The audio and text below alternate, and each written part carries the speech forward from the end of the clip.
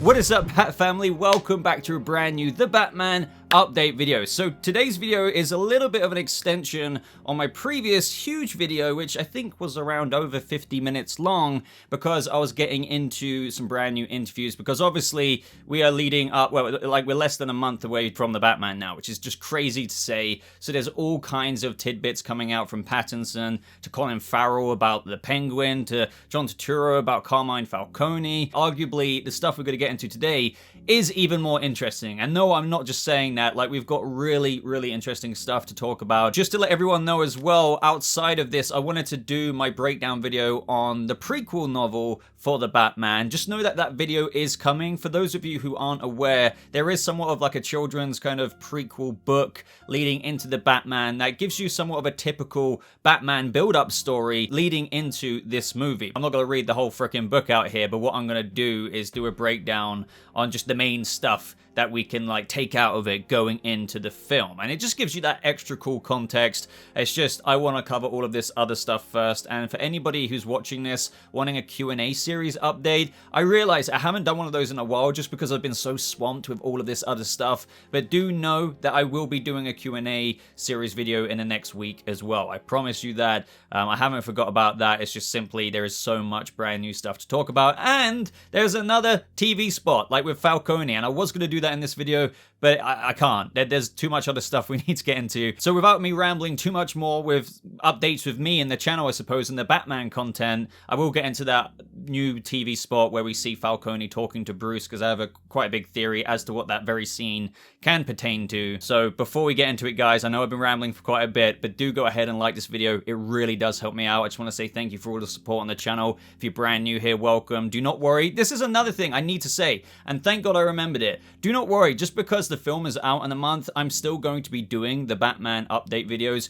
going into the second movie. Not to mention the Reeves/Batverse that's being built with the HBO Max show. So do stay subscribed, or subscribe if you're here for the first time, because there's got to be, you know, content on the Batman, Robert Pattinson/Matt Reeves universe for potentially years to come. Plus, not gonna lie, as I've always said all along, the Q&A series is a thing that can continue coming out of the movie. Like, we can have questions and discussions on everything we learned about the movie after we've seen it, how that can bleed into the second movie, etc, etc. So don't worry, Bat content will still be here.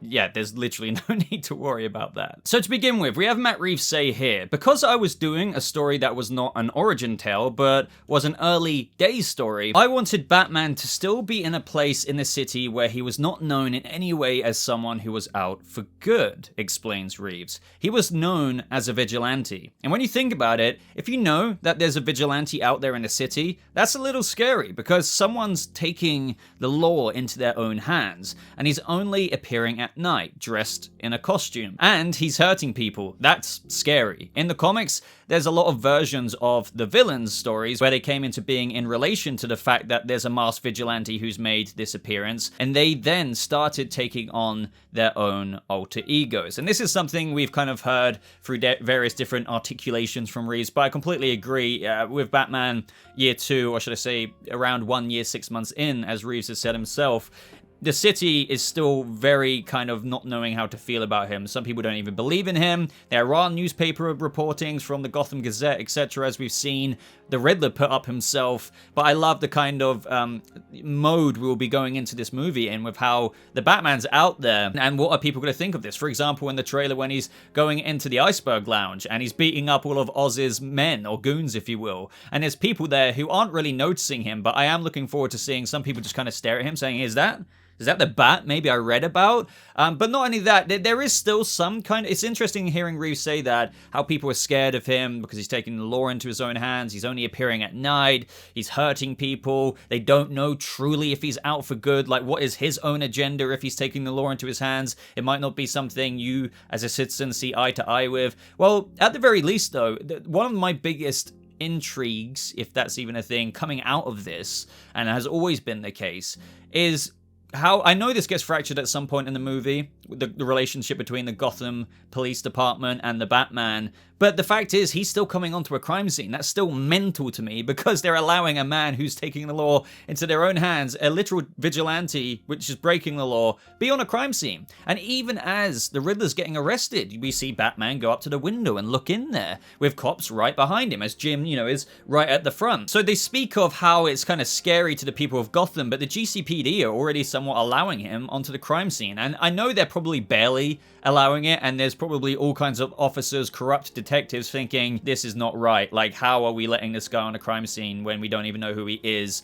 But obviously, I think that's going to be helmed mainly by Lieutenant James Gordon. We know Pete Savage, the commissioner from the trailers, doesn't even really begin to agree with it.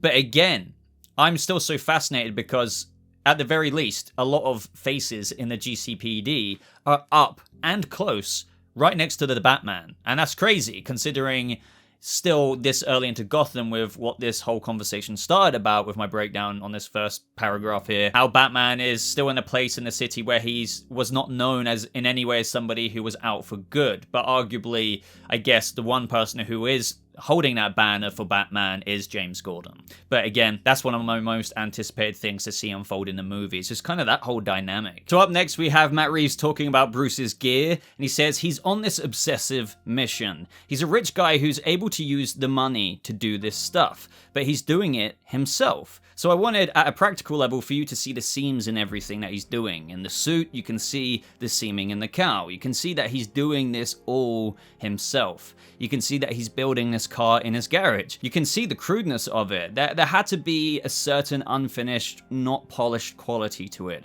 Obviously, the car needs to perform, so I thought it should be like a muscle car, and the suit needed to protect him, so that needed to make sure it looked almost tactical and almost looked like riot gear. And that just kind of reminds me, by the way, with what the prequel novel gets into and how a younger, I believe 17-year-old Bruce is kind of utilizing Wayne Enterprises and their research and development, if you will, for what they have available and what he can kind of use. Take it and kind of tinker with it himself, so to speak, but not really have Lucius Fox be like, okay, here you are, sir, like, deliver you this. It's a little bit different there. But he goes on to say, but then there was one other aspect of it that was super important, which was to understand that both of them have another purpose, and that purpose is to intimidate.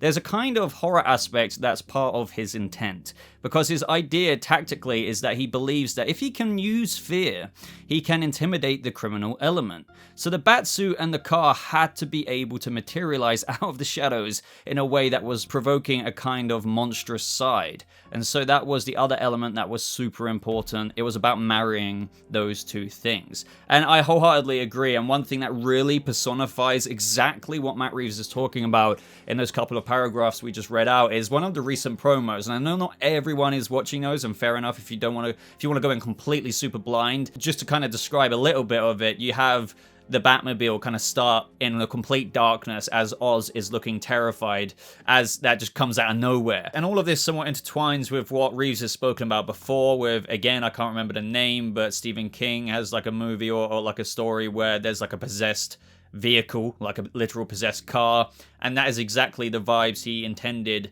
in that very promo, where he's just, it's on screen and the Batmobile just like vroom, and then everyone's like, oh my god, it's kind of possessed. And not to mention the Batsuit with what we see in various promos and how he's clinging to the ceiling. It is such intimidating, monstrous side to it, despite him wanting to assert good in the city, albeit at this point Pattinson is almost in his mission to help clean up Gotham City at this early stage. The way he's tackling it with his borderline ruthlessness is, well, just intimidating in of itself. And I'm not gonna lie, just with everything I just read out from what Matt Reeves said, it kind of personifies why this is my favorite take on the Batsuit, with all the different aspects and elements that build it up, as well as the Batmobile. And I'm not opposed, again, just to really state that I love the other versions as well.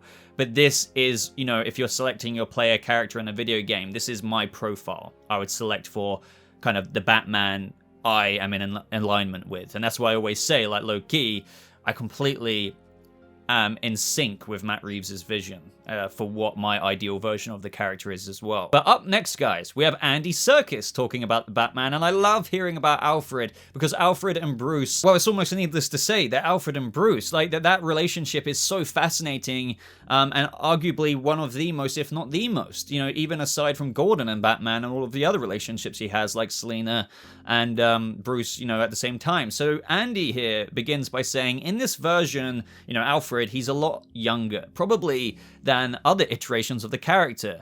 It's also a very knotty and complicated moment in Bruce's evolution. Alfred had a military background, then worked in protection for the Wayne family before Bruce lost his parents, and that's when Andy Serkis continues to say he has a great sense of duty. He's very practical, he's not emotional. That's part of the gap between them. Bruce is an extremely emotional character, and the only thing that really links them are skills, I suppose, in the same way that the things that he was able to teach Bruce in his younger years were fighting skills and code cracking skills. There is a sort of tragedy of Alfred as a character, and he can never have the connection that he wants with Bruce, that he feels he owes him. And again, I love hearing about how, you know, he taught Bruce in his younger years with the fighting skills, the code cracking skills, because he's ex-SAS. This is somewhat mirroring a bit more of a Earth 1 Batman story, if you've read the Batman Earth 1 comics. It is really like that, to be honest. Not identical in every single way, because obviously we've got other inspiring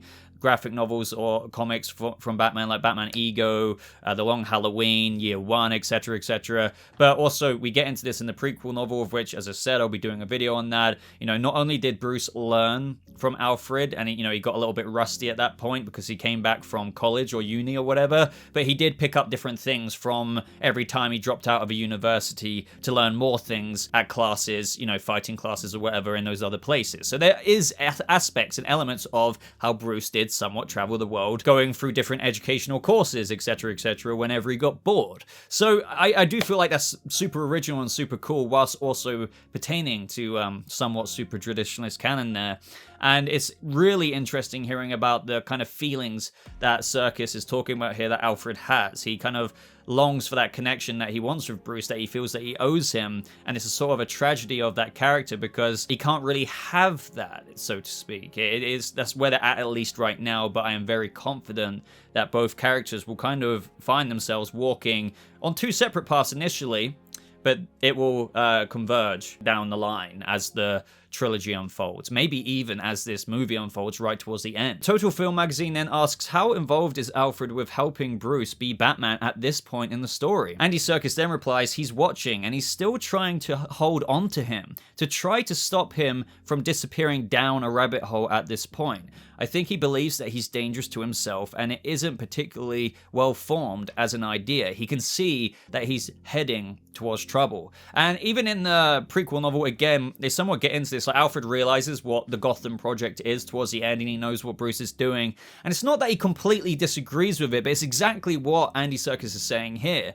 At this stage, with what Bruce is doing, he's very Batman and stuff, but with the foundations that Reeves is laying with this story, we see that there's flaws. And as Andy just says here, it isn't a particularly well-formed idea at this stage. And that's exactly where we're at. We're not at a experienced Batman who's kind of ironed out the creases. Here, the way he's going with his rage-filled, impulsive fights and how he's, you know, sacrificing so much of himself and he doesn't care what happens to him and all of those other things, it's not exactly well formed out, is it? So as a result, Alfred is kind of more concerned with this project of his because he's dangerous to himself and he can see that he is headed towards trouble. As he says in the trailer, if you carry on like this or whatever, you have nothing left or something. And then Bruce is like, well, I don't care what happens to me. Towards the end of this movie, they are going to kind of, you know, have a bit more clarity, or at least Bruce is, with Alfred's input as to how he can't keep doing this. You're only running on fumes at a certain point and you will probably disintegrate, you know, if you carry on the way Bruce is doing. So he will step back,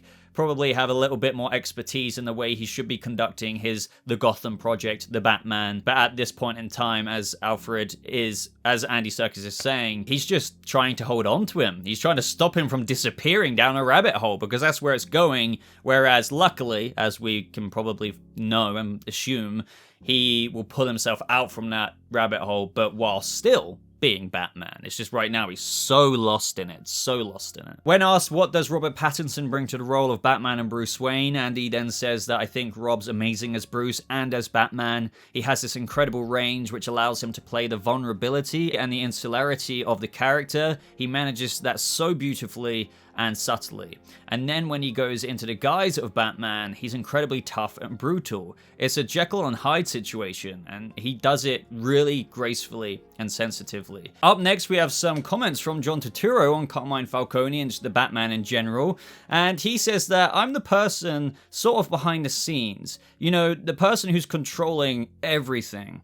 I looked at it that way and pieced it together with Matt, with the look. Total Film magazine goes on to say that Tuturro says you can sometimes feel like a cog in the machine within the biggest blockbusters, but not so here. John Tuturro then goes on to say that I thought it was relatable, a lot of what we were doing. It was less of a superhero and more of a person who's developing this, you know, is he going to develop morality or not? Because there's this whole aspect of wanting revenge and vengeance, which is, you know, from the Greek stories. So again, like with Falcone, just kind of like how in the promo material, we didn't really see anything of him for the longest time up until these TV spots. And that's the thing I was mentioning earlier with the one that I've still yet to cover.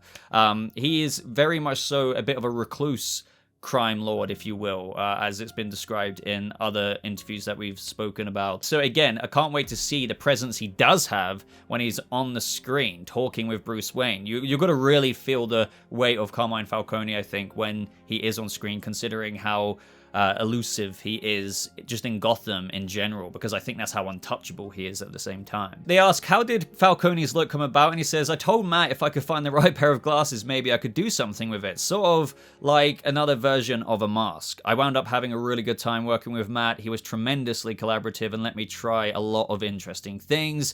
Is Falcone old school compared to Penguin, the Riddler, etc.?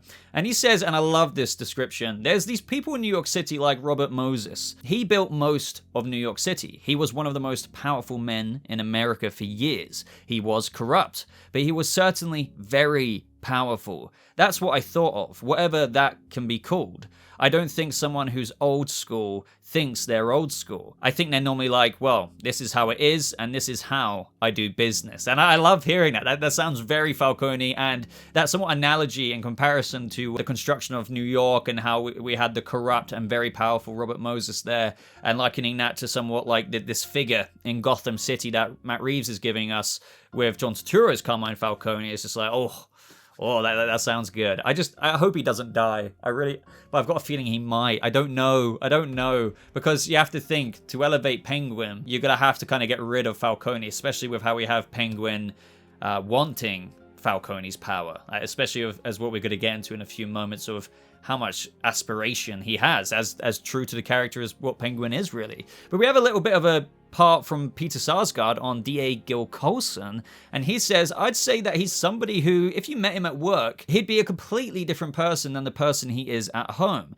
He's a corrupt politician, basically, a corrupt attorney. It's easy when you get a character like that to just throw them under the bus, so I liked immediately that Matt talked about something that was more complicated. So a little bit of the stuff we already know when it comes to DA Gil Colson. Everyone, well, all the high pillars of Gotham, like, you know, whether that's the mayor, district attorney, freaking commissioner, you know, they're all corrupt, including this district attorney. And the one thing I think a lot of us are waiting for is who's going to take the district attorney place when he dies?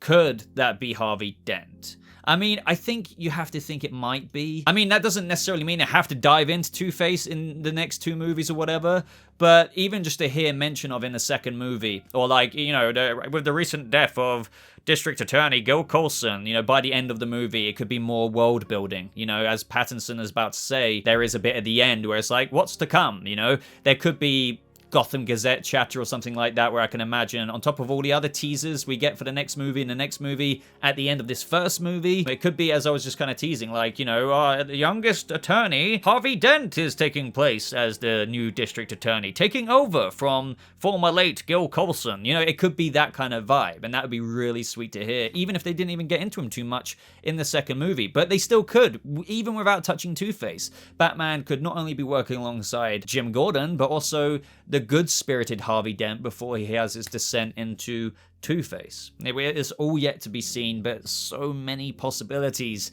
are here, and I can't wait. I can't wait. Up next, we have some coverage from Total Film Magazine about Jeffrey Wright, talking to Batman, and they ask Lieutenant James Gordon, what's this Gordon's relationship with Batman? And that's where he says, my Gordon is very much partnered with Rob's Batman. And so there is, as Gary Oldman once described it, very much a Watson to the Batman's Holmes in our storytelling. He's still Lieutenant, he's not Commissioner yet, so it gave the character the opportunity to really dip his hands into the muck and be up to his elbows and be very much in the thick of things. Because, as we kind of know, a commissioner isn't necessarily always in the thick of it. He's got a lot of other things to worry about, despite the liaising that, Commissioner Gordon does still do with Batman. But he goes on to say that the Gordon I built and that Matt envisioned is a Gordon for the 21st century that exists within a 21st century Gotham. And that is updated in the same way that we update the Batmobile. I think it's been, to some extent, a theme for him,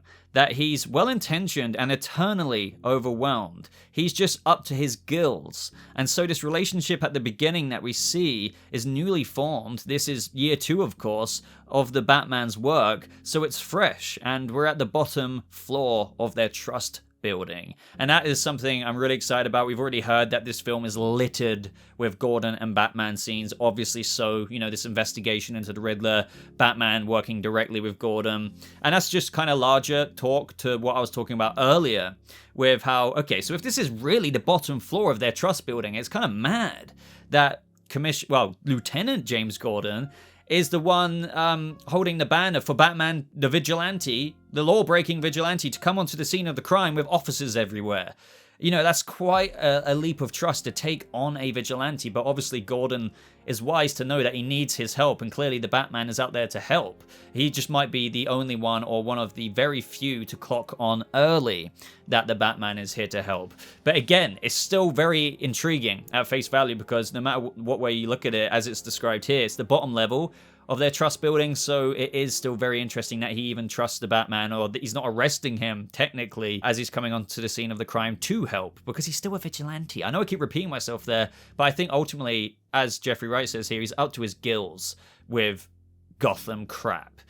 So I think he needs a bit of assistance. Continuing on, they ask when we meet him, who's the biggest thorn in Gordon's side? And that's when he says, the thorn in his side is Gotham. Just the larger environment and the issues that the city is facing, and the ways that it's fallen from grace, and the way that has infected all elements of the society and the institutions within it, including the Gotham Police Department. And it's interesting to hear how it's fell from grace, so to speak. Like, the city at least was a bit better, at the very least, a while ago. Maybe even when the Waynes were still alive. I think I read somewhere, I don't know if it's even in this article that we're getting into, that when the Waynes died, Gotham even sank much, much, much, much, much lower.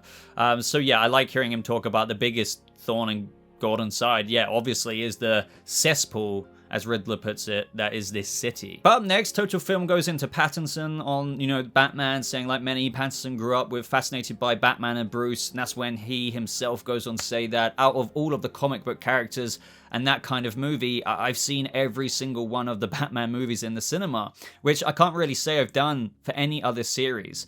I was really looking forward to them coming out. There was the combination of just being so attracted to it, but also feeling like it had a lot of movies made about it, and none of them are bad movies. People kind of shit on some of them, but they're not actually bad. They all kind of completely achieve what they set out to achieve, and they're all really interesting according to their time and place. I don't know, I just had a weird instinct about it, but I've always loved the character. Just more kind of food for thought there for how a lot of us have become more and more aware, even as time goes on, that Pattinson really is genuinely a fan. Even in my last video, check it out if you haven't seen it, by the way. The interview details there are really interesting, but Pattinson knows a bit more about his stuff when he makes specific comic book references, or how the only other thing to achieve this, in my opinion, as Pattinson says, is Mask of the Phantasm and stuff like that. He knows the essence of the character, and obviously that's what an actor's meant to do, but sometimes people look a bit too face value and think, Pattinson's probably just taking this role, he didn't even work out or whatever, blah, blah, blah. No.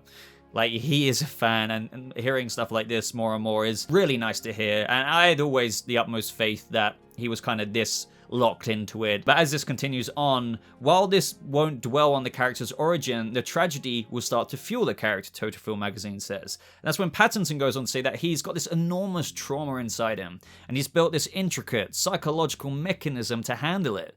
And it's like a really, really, really bad self-therapy, which has ended up with him being Batman at the end as self-help, he laughs. And it's true. Like, I think he encapsulates it quite well there. Batman is Bruce's therapy, but not exactly good therapy. It's kind of bad self-therapy, but it's the only therapy, I guess, that he subscribes to, albeit it can alleviate the severity of what Alfred sees, you know, what we were talking about earlier. With more expertise, more experience, he won't really be so sunk down the rabbit hole that is Batman. That could be a danger to himself, not sleeping, doesn't care if he dies, gets into such reckless moments. I'm looking forward to that evolution and growth the most, I think, as we progress. But just because he's so impulsive and reckless in this movie, and with what Andy Serkis as Alfred feels about Bruce at this point in time, that is so relevant as well to an early Batman. And I really do agree that no other film has completely got into it intrinsically like this. Meanwhile though, with Zoe Kravitz on Catwoman, she says it's a really interesting dance, you know, between Bruce and Selina. You really can't tell if they like being around each other, or if they can't get away from each other, or if they're using each other. And I feel like the way Matt Reeves is really doing that, and the way that Zoe described that, is quintessential Batcat, for a lack of a better term, Batman and Catwoman. Because in the foundation of this relationship, hearing that makes me very happy. I mean, I think they've got it across quite well in the trailers. But just, you know, the fact that she says you really can't tell if they like being around each other, or if, you know, at the same time they can't get away from each other, or if they're like kind of using each other. It's a combination of all of them, is the grains of truth within that statement there. And that really is the truth of Batman and Catwoman. I mean, granted, they do grow to a place that gets closer and closer, but then they get pulled apart a little bit, you know. But that really does sum up it quite nicely, and so relevant to especially the very first meetings that they have that we're going to see in this movie. But Kravitz is also keen to stress that this is not the fully formed version of the character that we might expect. Kravitz then says Selina's not Catwoman yet. She's a girl who works at a bar. And so we get to meet her at a major crossroads where we see the glimpses of Catwoman, but she's not there yet. Which I think is true. Like, Batman, as Andy Serkis said, or as Alfred views it, is in a very evolutionary point from like impulsive, reckless Batman to like maybe a bit more of a calm down, yet still angry one, if you know what I mean, as we've been talking about quite a lot in this video. But Catwoman's in a bit of an earlier form, but at a major crossroads as to even becoming Catwoman herself, so to speak. But that's when Total Film Magazine then says she's also reluctant to put Selina into a hero/anti-hero/villain box. And that's when Kravitz says, I'm attracted to getting an opportunity to play a multi-dimensional human being with a point of view, she explains. And, you know, it's all about perspective. She's complicated. And with a complicated woman, the word anti-hero might pop up quicker than it would if it were a man. And again, just speaking larger to, you know, Selina is complicated. She really isn't black and white. Some depictions might go a bit more black and white down certain paths than others, depending at what stage she's at in her life or what story it is. But all in all, Selina is multiple things. And I think with what Pattinson says next really does sum it up, or what I'm even saying right now, quite well. So Pattinson says, when Selina comes into his life, it just throws such a wrench into that worldview, because he basically only sees people as good or bad. I love that, because he's got to grow a bit more from that black and white perspective. I know I'm interjecting right now, but that's a really important line. At this point, Bruce literally only sees people as good or bad. If you're bad, boom, boom, boom, boom, boom, boom, boom, boom, boom. But anyway, he continues on. Because he basically only sees people as good or bad, they can't be both. His body is basically telling him that he likes her, okay, and that she's a good person, but it's kind of breaking his mind a little bit. And I think that's because of maybe the things that, you know, she's doing, questionable things, the certain questionable thing that she might actually do in the movie, because we see her fire a gun, and it's like, oh, who is she actually going to kill? Could it be finally the confrontation to Oswald because of her missing friend, so to speak, that you may have heard about? That kind of leads her story at the very, you know, inception of this film. But I love that, you know, when Selina comes into his life, it throws such a wrench, because Bruce at this point has been like, you're either good, you're bad, you can't be both. But then there's Selina, and she kind of is. Well, shit.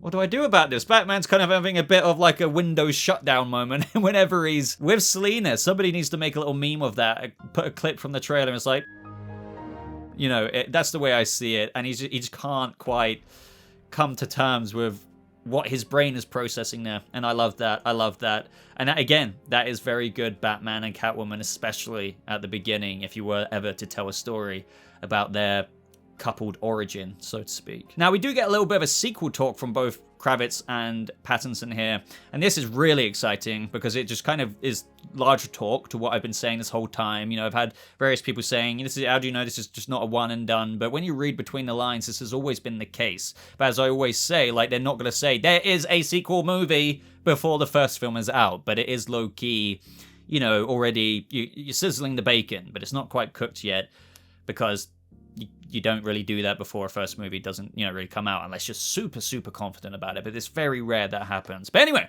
while sequels are yet to be officially announced, 2 spin-off series for HBO Max are in the works. One focused on the Gotham City Police Department, and you know we'll be covering that here on this channel. Another on Farrell's Penguin. Kravitz also doesn't hide her excitement at the possibility of getting to explore her character further, which could pertain to, I guess, yeah, the second movie, but also the rumored Catwoman HBO Max show as well. But, you know, that still is very much so floaty-outy in the air there.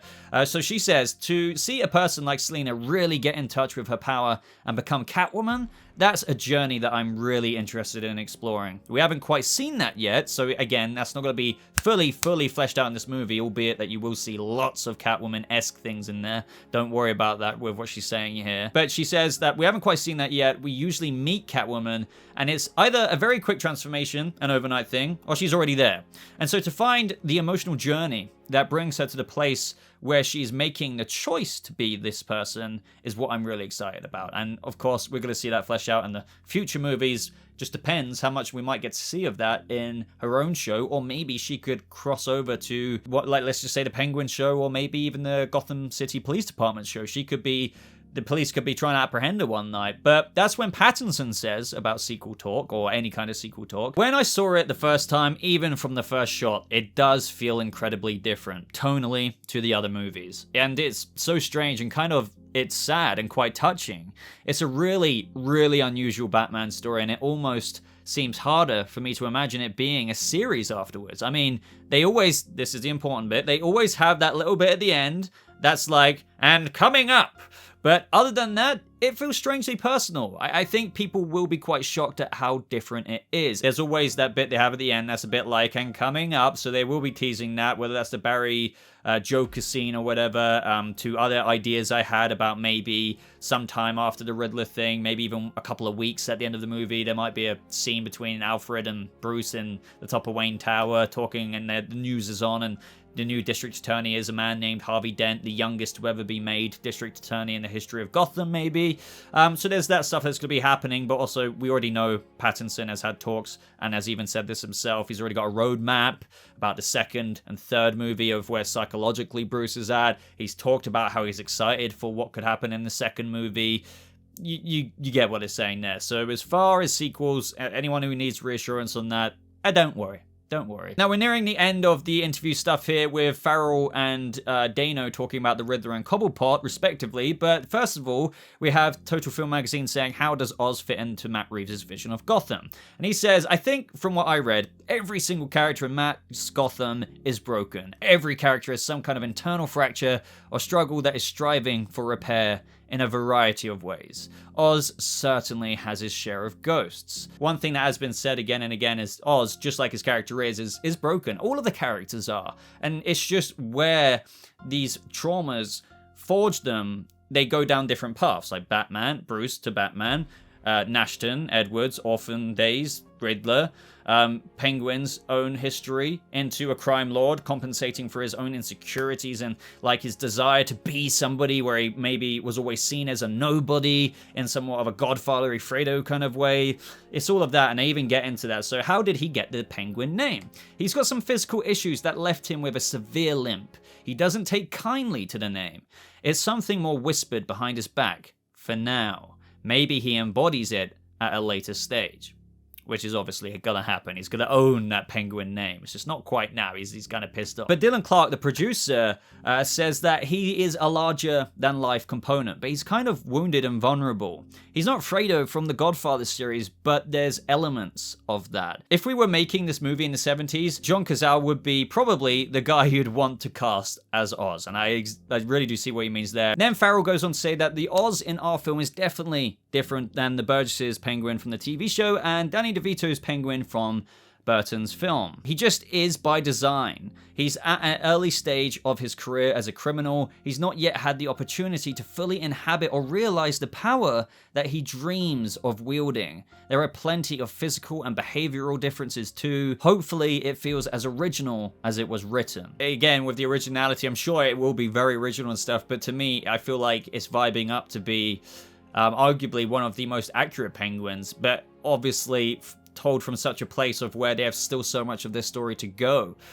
So let alone of like, what are these characters going to be like in 5 years from now, by the time we're maybe approaching the third movie or so, give or take. But Dano then talks about the Riddler, saying, what can you say about the Riddler? And he says, Matt was bringing something real to this. It's part of what's scary about it. I know some of his references are like the Zodiac Killer. For me, that was a small part of it. I think that this character's intent is far greater than somebody like that. And being such a different take, could you draw any inspiration from the comics? And he says, I certainly read a lot of the comics, but really for fun, and to soak up any vibrations one can. Certainly there were inspirations from Matt, just in essence, in soul or tone, but there's nothing that's head-on in terms of this character. It was more about breathing in Gotham and the law. And I think maybe, you know, what he's speaking to larger there is, it really is, you know, what informs the Riddler is Gotham, you know, the state and the cesspool that is this city, as the Riddler says in the trailers. Obviously, there is quite a bit that forms the Riddler in terms of he loves, and he's always loved, little puzzles and things like that, and how all of this, you know, backtracks to the orphan days, and, you know, we're going to get into some of that with the prequel talk, because they get into Edward Nashton as a very young man as well, and what he actually did to Gotham Orphanage is very interesting as well. But yeah, really interesting stuff.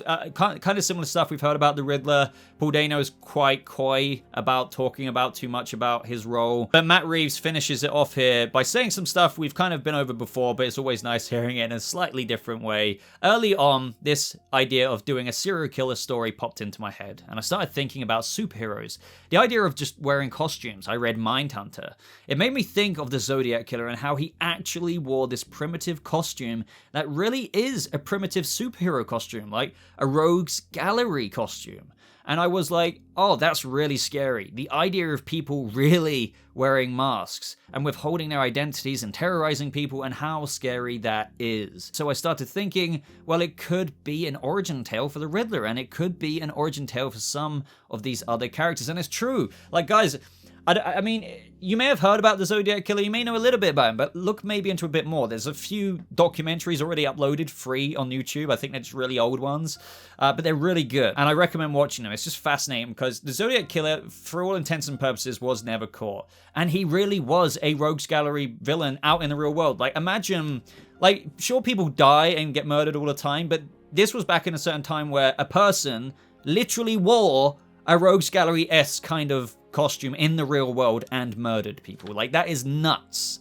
And I see why Matt Reeves took such inspiration and kind of melded that, or molded it with the Riddler, because it's like, hey, what if we took that kind of real life, like, it kind of, you know, this is what I keep kind of processing. There was a real life person who did this.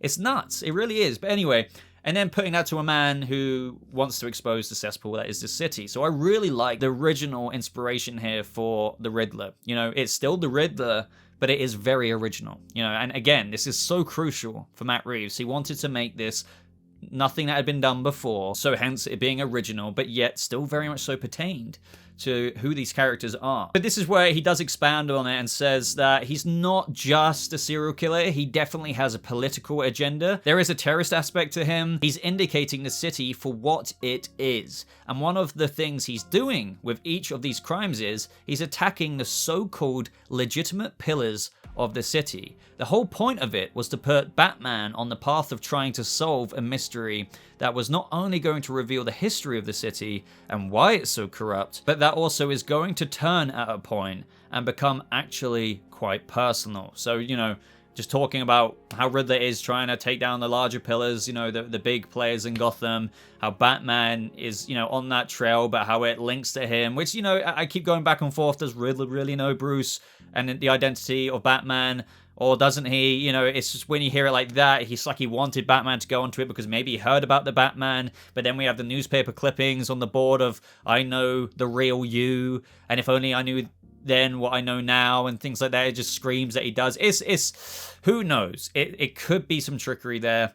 But that is it, guys. That's all the stuff I wanted to talk about today. So I hope you enjoyed this, like, diving into the fabric, you know, that weaves what the Batman movie is. That's why I make these videos so long. It really is for us kind of extra diving, deeper layer fans. Or even if you just listen to this as a podcast, you haven't seen me on video, that's fair enough. You know, I just love doing this. I really, really do. And I love that you guys have really showed a lot of love to me in the comments as well. So if you're still here right now, just a big shout out to the real ones on the channel. It's hard to not repeat myself, but I wouldn't be doing this if it weren't for you right there watching this video. So hope you enjoyed this one. Just know that there are quite a lot more Batman videos to come. I don't want to flood the channel, but there's just this like obligatory stuff I need to cover. So if I don't have anything up for the rest of this weekend, just know that there will definitely be something Monday. Q&A will be sometime during the week. As usual, guys, a really big help to me, I know a lot of you do it anyway, is just to like the video. It is so quick to do, but I know how easy it is to just be like, I would like it, but you know, but just click it for me,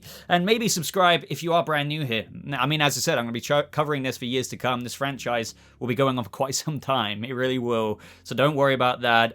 If you got this far as well, leave the hashtag to prove that you got this far. I really appreciate that, just seeing the people who really did get this far. Hashtag unmask the truth. You can click on my links in the description or at the top pinned comment. Join my Discord server, talk with me in the voice chats or in text channels. I have a Twitter. That's my most active place, so I do recommend following me on Twitter. But I'm gonna love you and leave you now, guys. So thank you so much for watching. There's more Bat content to come in the next few days or week or whatever. I hope you all have a lovely rest of your day, and I'll see you, Bat family, in the next video. Goodbye.